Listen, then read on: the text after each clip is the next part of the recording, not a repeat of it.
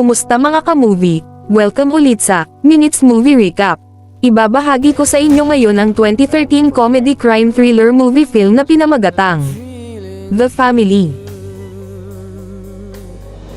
Why'd you kill the plumber? I didn't kill him. I took him to the hospital. Nagsimula ang pelikula sa isang pamilya na kumakain ng hapunan. Hindi nagtagal, biglang may kumatok sa pinto at pumunta ang ama para tingnan kung sino ang nandoon.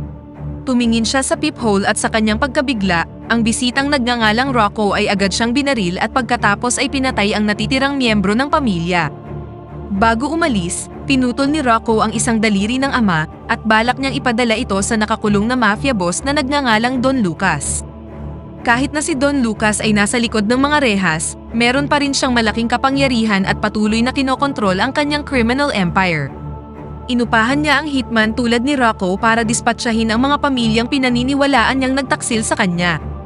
Lumipat ang eksena kay Giovanni Manzoni, na kamakailan ay lumipat sa isang bagong tahanan sa Paris kasama ang kanyang asawang si Maggie at ang kanilang mga anak na sina Belle at Warren. Ang kanilang pamilya ay kailangang lumipat dahil sa Witness Protection Program ng FBI dahil nakipagtulungan sila sa ahensya para ilantad ang mga krimeng ginawa ng notorious na si Don Lucas.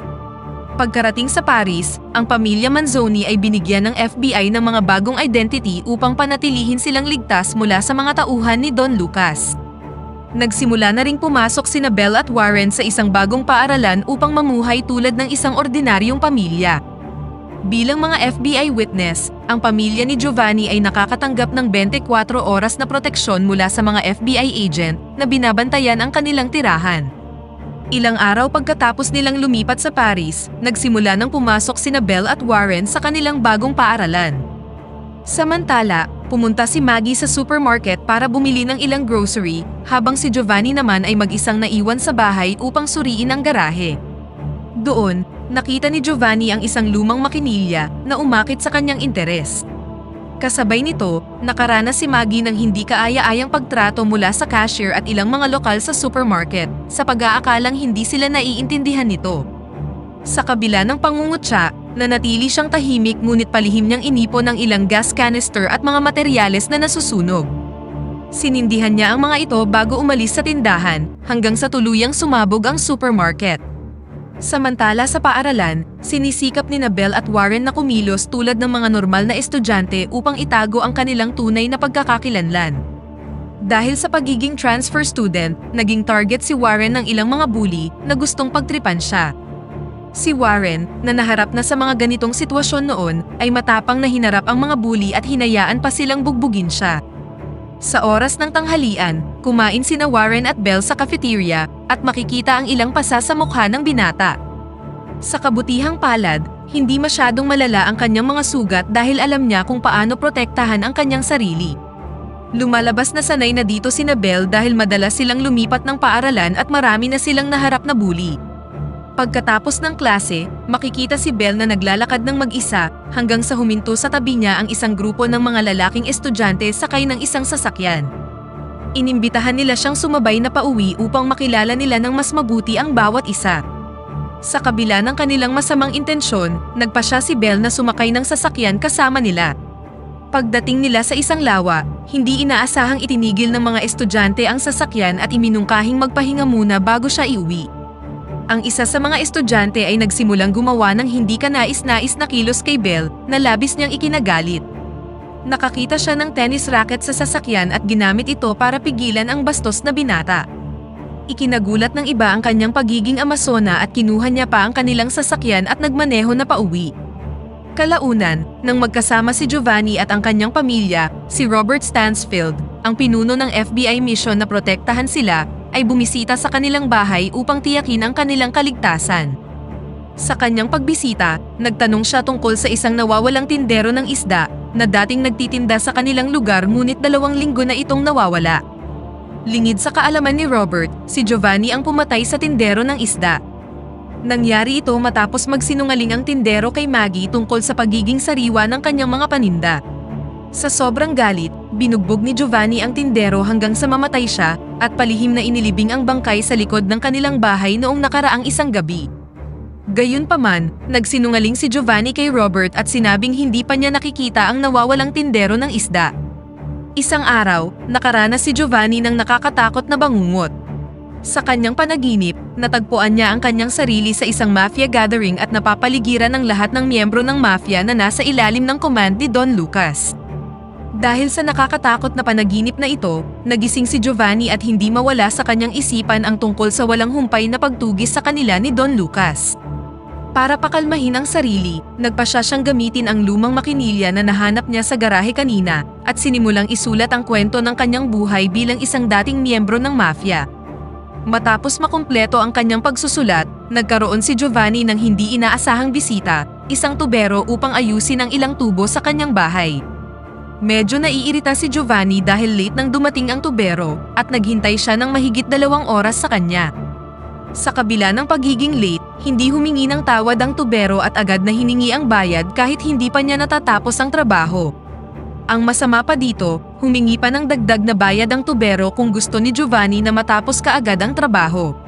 Nag-apoy si Giovanni sa galit kaya kumuha siya ng baseball bat at walang awang inatake ang tubero.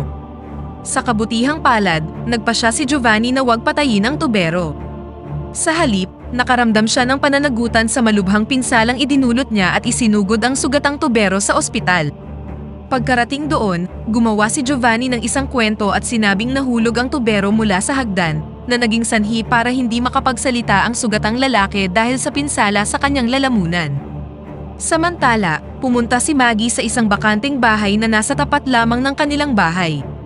Binisita ni Maggie ang lokasyong ito na nagsisilbing main headquarters para sa mga FBI agent na minomonitor ang kanilang pamilya. Ang layunin niya ay bigyan ng pagkain ang mga agent bilang pasasalamat sa kanilang masigasig na pagbabantay.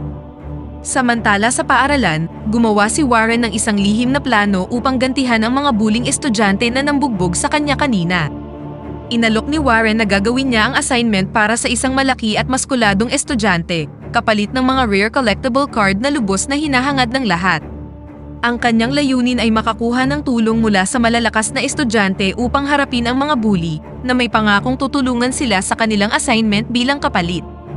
Nang dumating na ang araw, matagumpay na natalo ni Warren at ng kanyang mga inupahang estudyante ang mga bullying estudyante.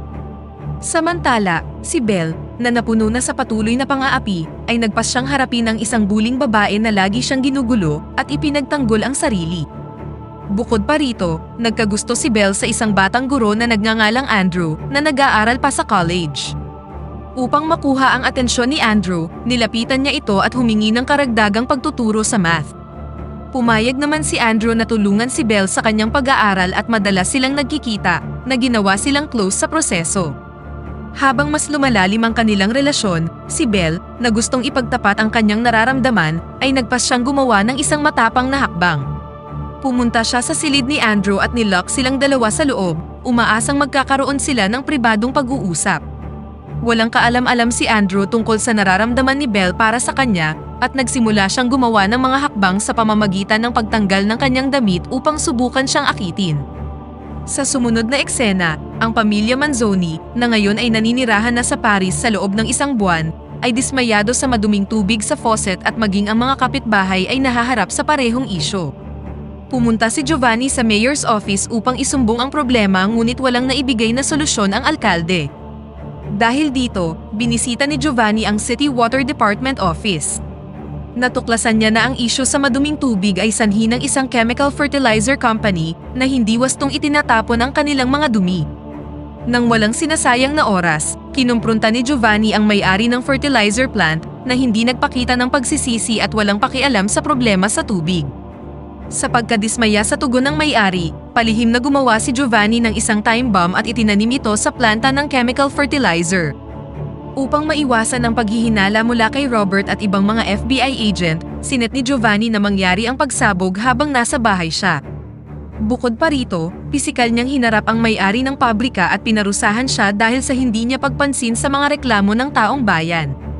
Samantala sa paaralan, binigyan si Warren ng gawain ng kanyang guro na bumuo ng isang moto para sa pahayagan ng paaralan.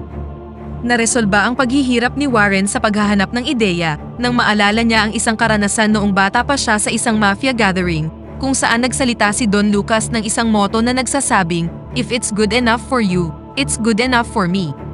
Sa pagkabigla ng lahat, napili ang motto ni Warren na mailimbag sa school newspaper at ginamit bilang label para sa isang alak na ipinadala naman ng kumpanya sa bilangguan ng mafia. Nang makita ni Don Lucas ang motto sa label ng inumin, na-realize niyang ito ay isang phrase na para lang sa mafia, na nag-udyok sa kanyang tawagan si Rocco at inatasan ng hitman na lumipad sa Paris. Samantala, nakatanggap si Giovanni ng tawag mula sa kanyang kapitbahay na inimbitahan siyang manood ng sine at makilahok sa isang film discussion forum. Sa sumunod na araw, makikita si Warren na kausap ang mga guro dahil sa pagkakasangkot niya sa pakikipag-away sa ilang buling estudyante sa paaralan. Samantala, nadurog ang puso ni Belle nang magdesisyon si Andrew na wakasan ang kanilang relasyon dahil plano niyang ipagpatuloy ang kanyang pag-aaral sa ibang bansa. Sa kabilang banda, nagpa siya si Giovanni na tanggapin ang imbitasyon ng kanyang kapitbahay. Nang marinig ito, nangamba si Robert tungkol sa potensyal na panganib na maidudulot nito sa identity ng pamilya Manzoni. Gayunpaman, nagawang kumbinsihin ni Giovanni si Robert sa pamamagitan ng pag-imbita sa leader ng FBI mission na sumali rin sa kaganapan. Kalaunan ng gabing yun, si Warren, na nasangkot sa gulo sa paaralan, ay naisipang maglayas sa bahay upang magsimula ng bagong buhay. Kasabay nito, tumayo si Belle sa rooftop ng isang gusali sa tapat ng police station, umaasang iimbitahan siya ni Andrew na pumunta sa abroad kasama niya. Samantala, natagpuan ni Warren ang kanyang sarili sa istasyon ng tren, kung saan nagbago ang kanyang isip tungkol sa paglayas matapos makita si Rocco at ang kanyang grupo na lumabas mula sa isang tren. Na-realize niya na nahanap na ni Don Lucas ang lokasyon ng kanilang pamilya at agad na tumawag sa bahay upang bigyan sila ng babala. Gayunpaman, nagpanik si Warren nang walang sumagot sa kanyang pamilya at hindi alam na sinagot ni Maggie ang telepono ng oras na umalis siya sa pampublikong telepono. Samantala, si Rocco at ang kanyang grupo ay naglunsad ng mga pag-atake sa parehong istasyon ng pulis at sa fire department upang maiwasang makarating ang anumang tulong kay Giovanni at sa kanyang pamilya. Si Belle, na nasaksihan ang mga aksyon ni Rocco mula sa rooftop ng kalapit na gusali, ay nagmamadaling umuwi upang bigyan ng babala ang nasa panganib niyang pamilya. Kasabay nito, nasa movie event pa rin sina Giovanni at Robert. Naging panelist pa si Giovanni para talakayin ang mundo ng mga kriminal. Dahil sa inspirasyon ng mafia film na napanood nila, sabik na nagbahagi si Giovanni ng mga insights sa mga aktibidad ng mafia sa kanyang mga kapitbahay. Labis itong ikinabahala ni Robert na baka maibunyag ni Giovanni ang maseselang impormasyon tungkol sa mundo ng mafia. Nang dumating ang hating gabi, sa wakas ay sumabog na ang bombang itinanim ni Giovanni sa planta ng chemical fertilizer. Naghinala si Robert na si Giovanni ang nasa likod ng kaguluhan, kaya kaagad niyang inihatid si Giovanni pauwi at inutusan siyang manatili hanggang sa karagdagang direksyon mula sa FBI. Matapos ihatid si Giovanni, pumunta si Robert sa istasyon ng pulis upang magtanong tungkol sa pagsabog sa planta. Samantala, si Maggie ay nasa headquarters ng FBI kasama ang dalawang ahenteng nagbabantay sa kanya.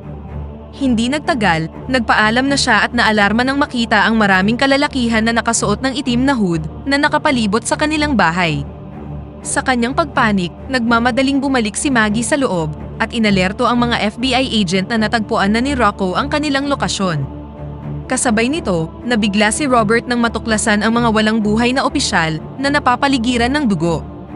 Agad niyang tinawagan ang kanyang dalawang subordinate upang mas palakasin ang seguridad, ngunit huli na ang lahat dahil pinasabog na ng mga tauhan ni Rocco ang bahay ni Giovanni. Sa kabutihang palad, nakaligtas si Giovanni sa pagsabog. Gayunpaman, ang dalawang FBI agent na naghandang harapin ang mga tauhan ni Rocco ay parehong napatay nang atakihin sila mula sa labas ng bahay. Mabilis na naghanap ng matataguan si Maggie, habang si Giovanni naman ay nagmamadaling pumunta sa FBI headquarters upang iligtas ang kanyang asawa bago pa siya masaktan ng isa sa mga tauhan ni Rocco. Samantala, dumating na rin sina Belle at Warren malapit sa kanilang bahay upang tulungan ang kanilang mga magulang. Mabilis nilang kinuha ang mga armas sa trunk ng sasakyan at pinaputukan ang lahat ng tauhan ni Rocco na dumating sa kanilang bahay. Sa huli, si Rocco na lang ang natitira ngunit nagawa niyang barilin si Warren sa balikat at pagkatapos ay hinabol si Belle.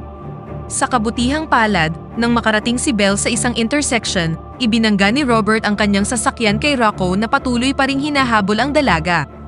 Sa huling eksena, ipinakita si Giovanni at ang kanyang pamilya na kinailangan muling baguhin ang kanilang mga identity at lumipat sa isang mas ligtas na lungsod upang takasan si Don Lucas, na nabalitaang kumuha ng isa pang hitman upang patayin ang pamilya Manzoni. Dito nagtatapos ang ating kwento. Sana ang ilang minutong pagbuod ng pelikula ay nagbibigay sa inyo ng saya. Huwag nyo kalimutang mag-subscribe, like, share at pindutin na rin ang bell button upang lagi kayong updated sa bago nating palabas. Thank you for watching.